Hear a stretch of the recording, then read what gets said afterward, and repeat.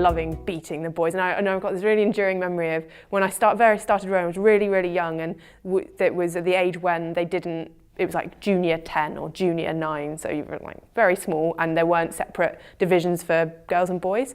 And I was the B sculler for our club, and the A sculler was a boy. And I was like, what have I got to do to be the A sculler next time we race as junior 10? He was like, well, you got to beat him.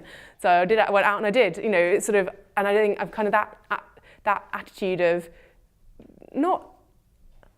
They're just sort of wanting to upset the kind of perceived order of things, or wanting to prove that just because I'm a girl, there's no reason why I can't do anything, is sort of an attitude that I've had. I was always very driven, and my parents were always really, really supportive, and I think that was probably the main sort of facilitating factor that got me to where I am now.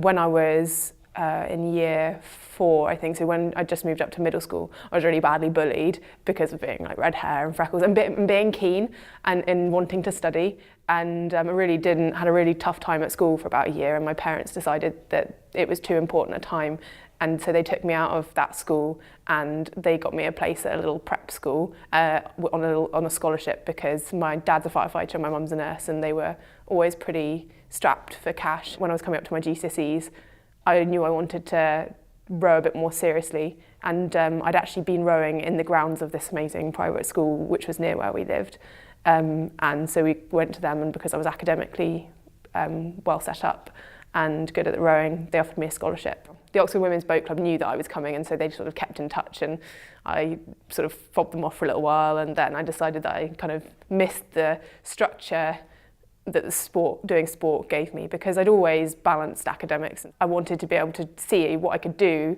with, with the lightweight rowing in this kind of new arena for me. So I went to my tutor in college and had a really frank discussion with him, and I think I really owe where I am now to him, because he was like, why are you in such a rush to get to clinical school? You can be a doctor for 40 years and you can only do rowing at this level when you have got all the training in the bank and while you're young.